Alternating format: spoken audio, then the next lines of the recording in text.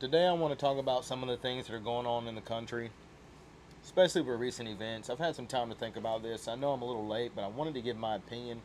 Really been trying to find some time to just figure out how we even got to this point. Um, you know, what it is that would drive somebody to do something like this, um, how it happened. I'll give you my opinion. Just stick around. But what I've come up with for the most part is that we're in a different way of thinking. The way we have to think right now is just something that we haven't really had to do before, especially the younger generation. I know at 30 years old, this is something I've prepared for, I've read about. I thought about what I would do here and what the country would be like when we got to this point. But I've never had to actually, you know, live in a time like this. This doesn't even seem real. I know it doesn't seem real for a lot of people. Um, and, division is thrown around a lot, and I just wanted to say that no man can divide this country. It's the standards of living right now that are dividing the country. If you really take in things, when you listen to these people, really listen to what they're saying, dissect the truth, figure out what's false, figure out what's real. Realistically, we're in a time right now where gas prices have doubled. They've remained that way for 4 years. The real estate market has doubled in percentages and remained that way for 4 years. It's hard for anybody to live right now. The middle class is dwindling, and the line between the lower class and upper class is very aggressive. Um, Nobody in the middle class right now is. Now, let me not say nobody, but I'd say the majority of people in the middle class are struggling. They're living in a standard that is not what they're used to. The conditions they're in are hard.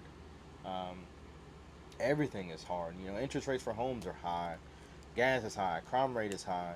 I've got trucks here in Nashville, and they've literally been broken into 5 times. Call the police, they don't show up. I'm not saying Metro's not got a lot of things to do. They do because the crime rates are high. Um, but you hear other things when people are talking. I've never lived through stuff like that in my entire existence. Nobody's ever broken into my window and stolen anything of mine. Um, and that's just the truth. Maybe I was just in the right places at the right time, but for it to happen 4 or 5 times in the last 3 years that I've lived here seems kind of crazy. Um, with that being said, times are realistically hard. Even though you're hearing something different, um, doesn't mean it's true. Everybody wants to live in, unicorns and rainbows world where nothing bad happens, but that's delusional. Bad things are gonna happen. All you can do is educate yourself and be prepared for these things to happen. Things like this, with what recently happened with Trump, have happened before. And I'll tell you one thing: our freedom remains. Right? You hear the word democracy thrown around a lot right now. Um, Vote for me, protect your democracy. Your democracy is at risk. It's coming more from the left than it is from anybody, because I don't think they have anything else to hold on to. They want to sell you this rainbows and unicorn land, um, and hit you with a lot of pretty buzzwords, but that's not what protects you. That's not what makes gas prices lower. It's not what makes the real estate market come down. It's not what makes it affordable for you to live in this country. It's definitely not what makes you free. Freedom is the ability for you to get up, do whatever you decide, and live how you want to, um, and hopefully do it in a place with no violence. Um, if freedom comes at the cost of violence, you're not really free because you're afraid to do things. But anyway, I'm gonna try and get off of that topic. My main point in saying all of that is to say that we, the people here in this country, are the ones against each other right now. Just because people are saying words, oh, this person's a maniac, he wants you to think this, blah, blah, blah, doesn't make you have to believe it. Take in the standards and conditions of the country. Vote that way. Vote for what makes your country better, makes people's conditions of living, their standards of living better, so they're not mad. So you don't have to be mad. That's what I'm going to do. I'm going to vote so I can live and be free in this country and make my own decisions in this country and hopefully have a better economic system so I can afford things here and not be mad at the other people for voting the way they're voting. I understand why they do. Um, like I said, I want to live in rainbows and unicorns lands too, but that doesn't fix your problems. Just because people say pretty things to you doesn't make their hearts at your best interest, right? If I cared about your democracy, I wouldn't say vote for me, protect your democracy. I would say vote for your freedom, vote for what's best for you and your family, vote for what's best for this country if you care about your freedom. That's how I would tell somebody to vote if I cared about them and their opinion. Now, with what happened, um, now I'll give a little bit of background about myself. A lot of people ask this about me. What do you do? How'd you get where you are today? I was in the Army for 9 years. Before that, I was uh, just a cowboy, man. Worked with horses, um, roped calves. Wanted to get good at that. That didn't pay the bills. Joined the Army. I've experienced a lot in the Army. I've done a lot of things. I spent the majority of my time learning how to become a diesel mechanic. That's not to say I don't know what I'm talking about. That's to say that I've been through the training of the most basic um, skills in the Army, right? Soldier first. I've learned the most basic combative and security and armed skills in the military, um, and some more. But let's just say I'm basic and I understand how operations work and movements work. When you have to go somewhere and you have to protect somebody, that's the basics of security. That's the basic of training in military. Is you get to a location, you set up a 360 perimeter, you pull security around your asset, and this is a very standard thing. I really want you to understand what I'm saying. This is very basic. You learn this at the basic levels of training. Um, what this would look like, consider just a regular movement. Let's say we're in a Humvee and we're just going to the mall. We're going to use a simple example, and I have some general with me. Um, our job would be to secure his perimeter with a 360 degrees sector of fire. Everybody's going to pick their sectors of fire, right? This would be kind of like, see if I can draw you a picture. This is the Humvee. This is 360 degrees. So what I would do is say, General's here in his Humvee. I would say, I'm going to be here. I'm going to cover this tree to the Ruby Tuesdays right here. This is Ruby Tuesday. I'm going to cover this tree to the Ruby Tuesday. You're going to cover the Ruby Tuesday to the Walmart, right? All the way out as far as the eye can see or our scopes can see, because we would be carrying like a, I don't know, like an ACOG or a CCO, something with not far range, but we're going to say like 300, 400 meters. We'll be able to see out that far. From the videos that you see these guys have long range weapons. So not only are they going to do this, the most basics of security, right? This means we can see everything as far as the eye can see, right? At the most basic level, we're going to do this. Now, what the next guy is going to do, these other snipers, just because we saw one sniper with a long range weapon, doesn't mean there's not more. There's probably more doing this exact thing at an elevated position. So now there's me right here. Then there's another guy on this roof. So think of this at a different sector, higher. This guy can see further than the eye. He's got a long range weapon.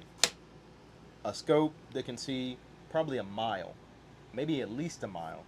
So now this guy's got a wider range because he can see a little bit wider. So he's somewhere between here and here going this way. So he's got, let's say, 5th Street way down on the other side of town and here.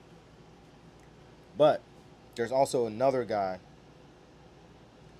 with something more, you know, mid eye. He can see a little bit closer. That's the guy to the right of the guy in the video who could clearly see where this guy was that climbed this roof. They were aware. Not only do these guys have eyes, not only can they see everything, When I say everything, I mean everything. They're the best at communications. This is the basics. These guys are experts. They're trained so many more ways than I ever was. I'm just telling you, this wouldn't have got past me if I was on that roof. It wouldn't even got past the most basics of training and security and movement. This is something that they've probably planned a month, a week, 2 weeks in advance at least, and did some recon to figure out where everybody's going to be, what their sectors of fire are going to be, and how they're going to have a 360 perimeter around this guy. And they're the best at comms. The best. He's got in ears. The moment these police officers are on the ground, hear that, oh, there's somebody climbing this roof. He's got a ladder. He's got an AR. They're getting this information in their radios. The Secret Service does not play. They're getting this information, so they know this sniper on the roof with, let's say, we'll say he's got 500 meters of vision. The guy to the right of the one with a mile of vision. So he comes down. He says, okay, I see the target. This is how this is going to work. There's no way it doesn't work like this. Yes, you're right. There is a guy on the roof. Let me adjust fire. I'm going to adjust wind. I'm going to come down. I see him. This is how this will work. There's no way it doesn't work like this. I'm telling you. I see this guy. I'm going to adjust fire. I got him in my sights. You're right. Target in view. I see him. What do I do? Permission to fire? What they're going to say is no. Don't fire until he fires. These are just regular rules of engagement. You don't fire at somebody until they fire on you. But this is the president, so it's a little different. You probably want to do something. Let's get somebody up there. Apparently they did. Let's get somebody up there. Let me know what happens. Apparently they get somebody up there. The cop gets scared. He goes back down the ladder. Who knows what happens? I don't really know what would happen on that point. But at that point, you're like, yeah, this guy, he pointed his gun at me. This guy's definitely hostile. Get this information up to Secret Service. He's like, Roger. Okay. Permission to fire. Permission to give this guy a warning shot. Let's see what he does. Something. Guy says, no, don't fire. At this point, it's a little weird. This is kind of crazy. This guy's got an AR. He just scared a cop. Back down the stairs. This guy's visually hostile. Seems that way. I think we should eliminate this target. Hold fire. Don't do anything. This is getting a little crazy. Now the guy fires a shot. And this guy is still told not to fire. This sniper on the roof is still told, don't engage. That's weird, man. That's weird. I'm really trying to figure it out. But the way it seems, even if it wasn't planned, it seems like with the current events that were going on, whoever was in charge of the Secret Service, this lady they seem to be mad at right now, whoever gives the shots, whoever said no, don't fire, who apparently fired that sniper who did engage the target after he fired and ended up killing somebody. I don't even know the conditions of the other two people that were hit. The sniper that takes out this guy is fired and reprimanded for doing what any soldier under the rules of engagement is supposed to do. Now I know you're thinking, the average person is thinking, oh, a soldier's a bigger deal. No, these guys are bigger. They're a higher entity of the government. They're the closest agency to the president. The army is just a tool for the president. These guys are closer. These guys have a higher ability, a higher skill set, better equipment. They're more trained. This is how this would work. This guy engages that target and takes him out when he fires a shot. That's the most basics. This is the basics of security. These guys knew exactly what was going on, and he was told not to fire. It sounds like if it wasn't planned, whoever was in charge of the Secret Service that day decided to say, hey, let's see if he makes it. Let's see if he actually makes this shot. Maybe that would be the best thing. It sounds like that's what somebody in charge of the Secret Service was thinking and doing and trying to accomplish. I don't know how they were going to answer for it, and I don't know how they were not going to get caught, but it seems like, from an educated, not that educated, but from the simplest education of military movements and training, seems like that's what happened. Because you don't get past this without being seen. Yes, I can miss you, but I did see you. I seen you the moment you climbed that roof, just like everybody else did, the civilians on the ground. This is the Secret Service we're talking about. That's my 2 cents.